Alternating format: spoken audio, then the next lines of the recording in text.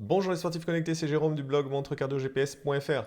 Je vais vous présenter une fonctionnalité qui sortira, je pense officiellement sur les Phoenix 8, mais que Garmin expérimente déjà en version bêta sur quelques-unes des montres. Ça s'appelle Garmin Share. C'est une nouvelle application qu'on va pouvoir installer sur les montres et dont l'objectif est de pouvoir transférer des itinéraires, des entraînements et des positions directement d'une montre à une montre ou d'un compteur à un compteur en Bluetooth.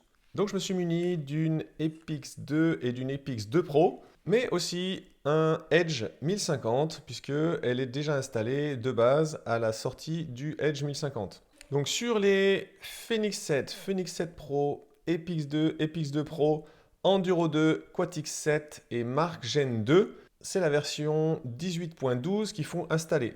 C'est une version bêta. Alors techniquement, Garmin Share est sorti en version 18.9, mais il y a déjà eu plusieurs corrections de bugs. Il y a eu la 18.10, la 18.11, et maintenant on est en version 18.12. Alors attention parce que les Forerunner 955 et 965 ont elles aussi eu une mise à jour 18.12, mais c'était en janvier 2024 et c'était pas du tout le même contenu de mise à jour.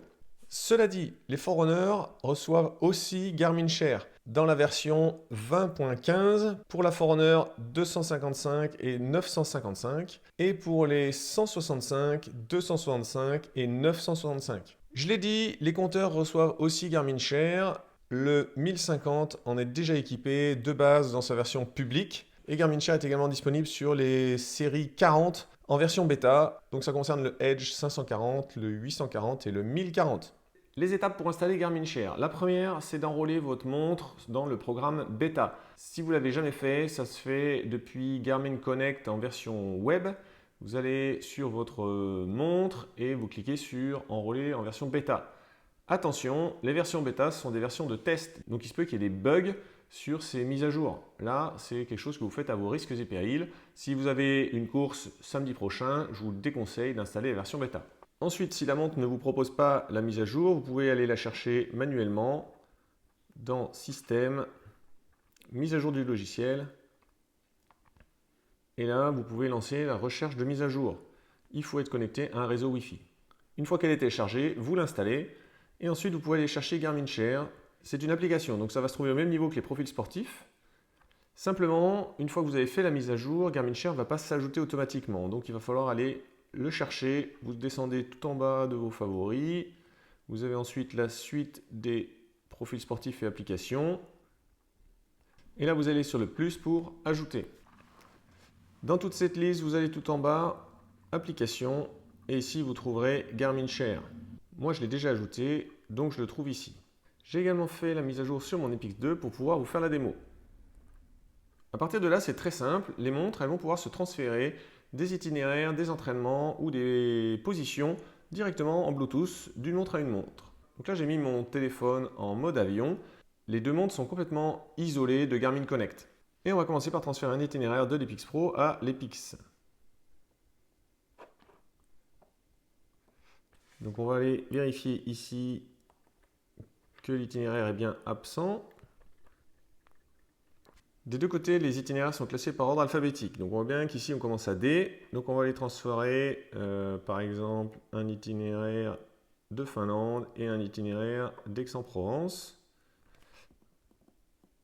Et ici, on peut transférer les deux éléments. On va ouvrir Garmin Share de l'autre côté. Vous voyez, dès que j'ai lancé Garmin Share sur l'Epix, elle est détectée sur l'Epix Pro. Là, on est informé qu'il y a un partage qui veut se faire. On a la possibilité de le refuser. Alors si jamais vous êtes très nombreux au départ d'un parcours de groupe ou sur une course, vous vérifiez ces codes PIN. C'est exactement comme pour l'appairage d'un capteur ou d'une application au premier lancement.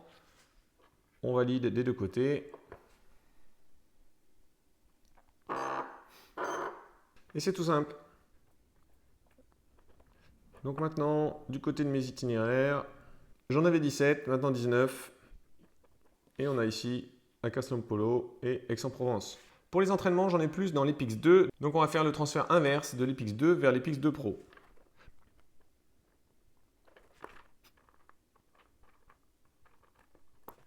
Ici, comme entraînement perso, je n'ai que le 4x400 plus 4x800, donc on va transférer le test de puissance.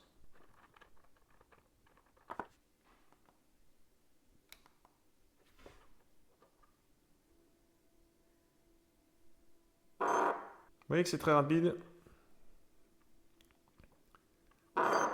Et surtout, une fois qu'on a déjà appairé les deux montres avec le code pour vérifier, eh bien, on n'a plus besoin de le refaire. Sur le Edge 1050, Garmin Share fonctionne exactement de la même façon, simplement il n'est pas positionné au même endroit, puisqu'il n'est pas dans la liste des profils d'activité. En fait, on le trouve directement ici à partir du menu. Là, on va par exemple transférer celui-ci qui n'est pas présent sur l'Epix 2.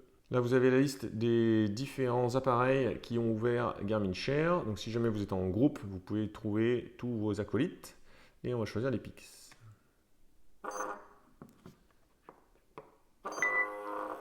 Comme c'est la première fois qu'on fait un échange, on a le même protocole de code PIN.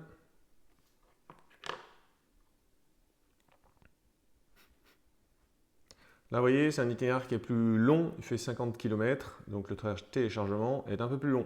Il se fait par Bluetooth, il n'y a pas un gros débit sur le Bluetooth. Bon ben voilà, j'ai pas vraiment trouvé de critique à Garmin Share, ça fonctionne bien. Garmin l'a déployé sur un panel assez large d'appareils, compteurs et montres, en remontant jusqu'au 255, en y incluant même la version la moins chère de la Forerunner avec la 165. C'est simple à utiliser et donc maintenant je pense qu'il y a juste à attendre que ça se diffuse et c'est une fonctionnalité qui va réellement être utilisée parce qu'elle est vraiment très pratique. Il ne vous reste plus qu'à mettre un j'aime sur cette vidéo pour participer à la diffusion de la connaissance de cette fonctionnalité en permettant que d'autres gens découvrent cette vidéo sur YouTube et je vous en remercie.